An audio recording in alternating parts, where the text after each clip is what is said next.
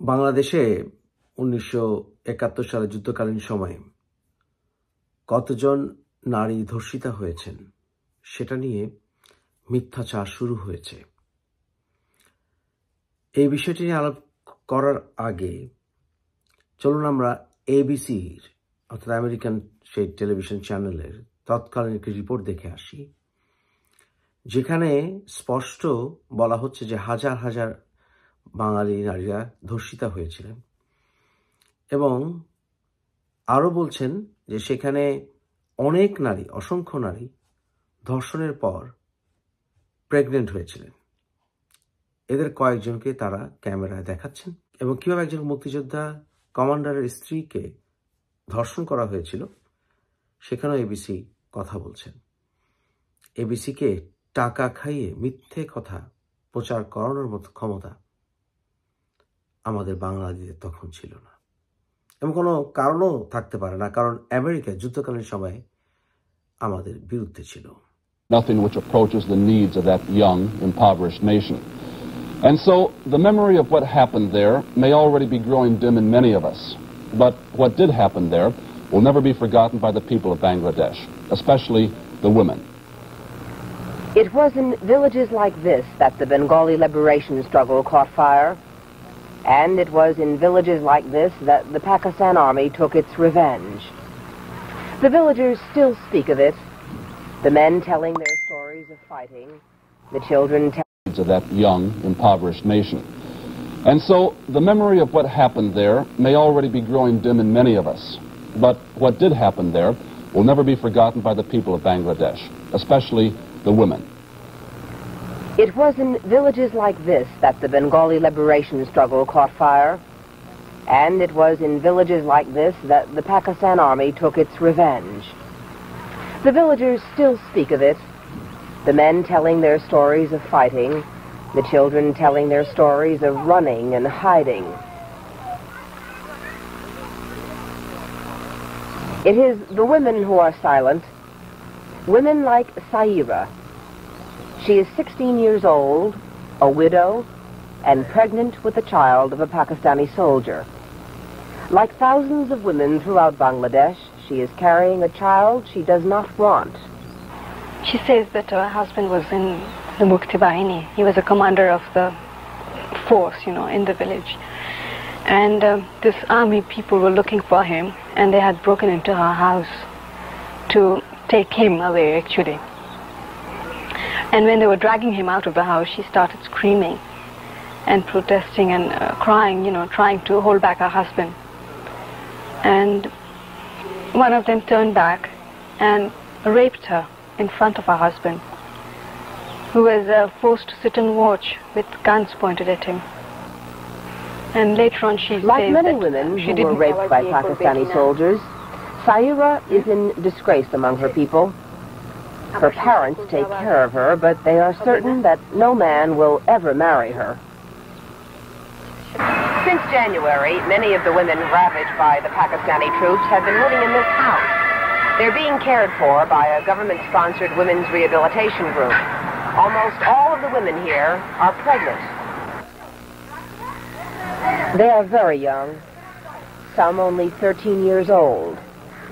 In a few cases, their parents have abandoned them. In others, their husbands have rejected them. About 70 have had abortions, and those who have had their babies plan to give them away. Most of the girls here were held prisoner by the Pakistani troops in the army barracks. For weeks, each day and each night, they were forced to submit to whatever the soldiers demanded.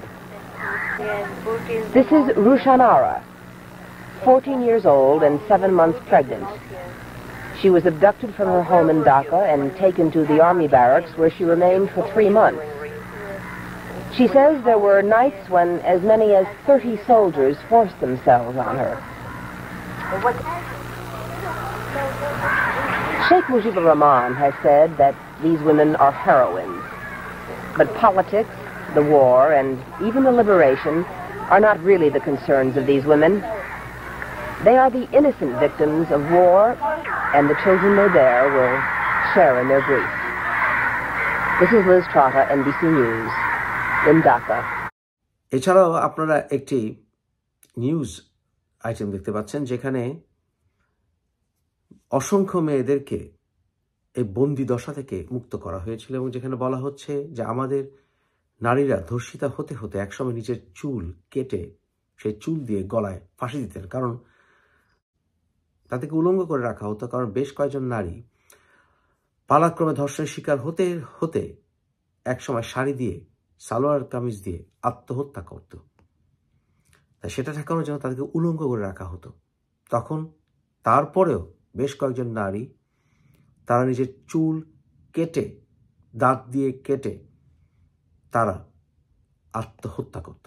ABC news বলেছিল বাঙালিরা তা ভুলবে না, কিন্তু এখন জামাতের দোসর হয়েছে অনেক তথাকথিত বেঈমান স্বার্থবাদী মুক্তিযোদ্ধা নামের কলঙ্কও বটে, কারণ তারা ক্ষমতা চেয়েছিল, ক্ষমতা পায়নি বলে পাগল হয়ে গেছে এখন। কিন্তু আমরা তো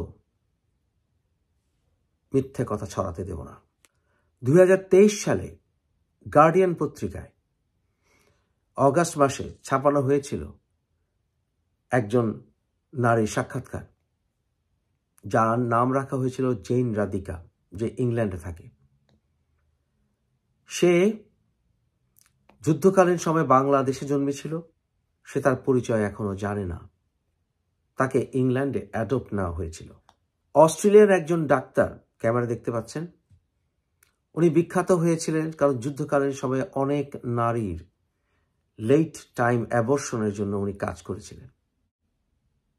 1972 সালের মে মাসের নিউ ইয়র্ক টাইমসের একটি পত্রিকা দেখতে পাচ্ছেন, যেখানে বলা হচ্ছে বাংলাদেশে 4 লক্ষেরও বেশি নারী ধর্ষিত হয়েছে। আর সর্বোপরি যারা 1971 সালে যুদ্ধকালীন সময়ে 30 লক্ষ নয় 3 লক্ষ মানুষ মরেছে এবং 3 লক্ষ মানুষ মরার কথা বলে খুব স্বস্তি বোধ করে, এরাই হচ্ছে পাকিস্তানের বীজ। 1971 সালের যুদ্ধের পর বাংলাদেশে যে দুর্ভিক্ষ হয়েছিল, সেই দুর্ভিক্ষে লক্ষ লক্ষ মানুষ মারা গিয়েছিল। যুদ্ধের সরাসরি এবং কন্টিনিউইং কারণ হিসাবে এই দুর্ভিক্ষে মানুষের মৃত্যুও সংযোজিত হবে পাকিস্তানের যুদ্ধের অ্যাট্রোসিটির বা জেনোসাইডের ফলাফল হিসাবে। -2 ফর্মুলা ট্রাম্প কার্ড হিসাবে এই ডালিমকে ব্যবহার করা হচ্ছে, কারণ ডালিমরা চেয়েছিল বিএনপির কাছ থেকে ক্ষমতার ভাগ, কিন্তু সেই ভাগ তারা পায়নি।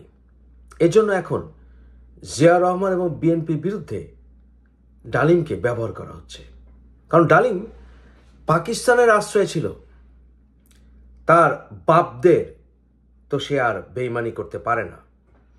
তাই গোলাম আজমের ছেলে যেমন বাংলাদেশের জাতীয় সঙ্গীত বদলাতে চায়, এই ডালিমও বদলাতে চায়। এই ডালিম স্বাধীনতা নিয়ে বাঙালিদের সাথে বেইমানি করে, কারণ এর জেদ, যে যুদ্ধ আমি করেছিলাম সেই যুদ্ধের কোনো ফল আমি পেলাম না।